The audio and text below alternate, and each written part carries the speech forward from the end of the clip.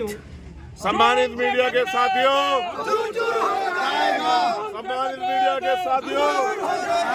आप उत्तर प्रदेश में होने वाले जुल्म को देखो कि पुलिस सरेआम सरकार के इशारे पे गरीबों, दलितों, पिछड़ों, मुसलमानों की हत्या करती है और अगर उनके लोग मिलने जाना चाहते हैं तो ताला लगा के रोकने का काम करती है।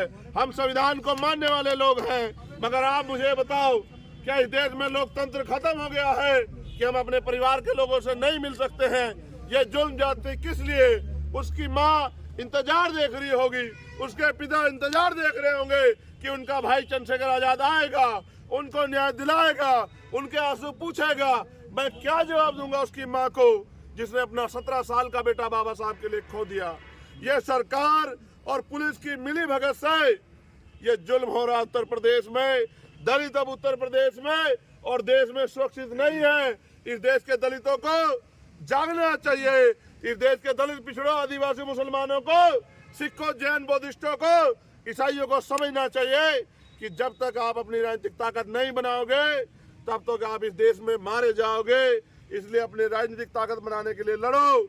अगर लड़ नहीं सकते तो बोलो, बोल नहीं सकते तो संघर्ष करो, लेकिन चुप मत रहो। आपकी चुप्पी आजाद भारत में आपकी हत्याओं की जिम्मेदार बन रही है। आज ये जो जुल्म है ये उत्तर प्रदेश पुलिस और सरकार की देखरेख में गठजोड़ में हो रहा है।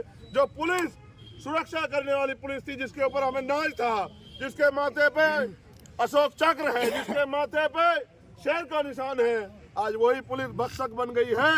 मैं संभल पुलिस से कहना चाहता हूँ, ये जुल्म है, आप जुल्म का साथ दे रहे हो। आपके बच्चे, आपकी बेटियां, आपके बेटे इस जुल्म को देख रहे हो, आपसे हिसाब मांगेंगे कि आप जुल्म कर रहे हो। आप अपने बच्चों से आंख नहीं मिला पाओगे। आज आपको यहाँ पर पुलिस ने रोक रखा है, क्या वजह थी, क्या मांग थी आपकी? ये स्पष्ट है कि रामपुर में कल दलितों के खून से सरकार के इशारे पे पुलिस ने होली खेली। एक 17 साल के बच्चे की गोली मार के हत्या कर दी। कई लोग घायल हैं।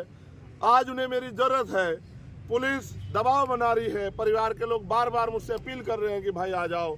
मैं यहाँ आया था, लेकिन पुलिस ने मुझसे कहा कानून व्यवस्था बिगड़ जाएगी। मैंने इनसे कहा कि आप देख रेख कर लो, मैं उनकी मदद करने के लिए जाना चाहता हूँ। मैं अकेला भी चला जाऊँगा, मैं कब लोगों के साथ चला जाऊँगा, लेकिन इन्होंने इसका ताला लगा के ये जो वादा खिलाफी की है, इस वादा खिलाफी के खिलाफ उत्तर प्रदेश और देश के लोग देख रहे हैं कि किस तरह से जुल्म हो रहा है और जुल्म के खिलाफ आवाज उठाने का अधिकार जो संविधान हमें देता है वो भी हमसे छीना जा रहा है उत्तर प्रदेश में। अब क्या मांग है आपकी? हमारी मांग है कि पहले तो हमें अपने परिवार के पास जाने दिया जाए। हम उसके आंसू पूछेंगे, उसकी तकलीफों को जानेंगे, उनके साथ हुए जुल्म को, उसकी खबर लेंगे और जो उनकी मांगे हैं उनके लिए लड़ेंगे। उस भाई को के अंतिम दर्शन करेंगे, उसके सर पे हाथ फेर के महसूस करेंगे कि उसने किस तरह से बाबा साहब के लिए कुर्बानी दी। उसको नहीं पता था कि चंद का जमीन के लिए, वो जमीन जिसको वो जोतता है, जिसमें वो फसल उगाता है, जिसमें वो मेहनत करता है, जिसमें उसका पसीना पड़ता है, उसी जमीन के लिए सरकार की गोलियों से, वो गोलियां जो उनके टैक्स के पैसे से आई है, उन्हीं से उनकी हत्या कर दी जाएगी। ये जुल्म जो है ये असहनीय है। आज मैं अपना दर्द आपको नहीं बता सकता हूँ, क्योंकि हमने सोचा था कि आज़ाद मुल्क ऐसा होगा जिसमें सबको बराबर के अधिकार होंगे, लेकिन कहाँ अधिकार है आप देखो। पूंजीपतियों ने पैसे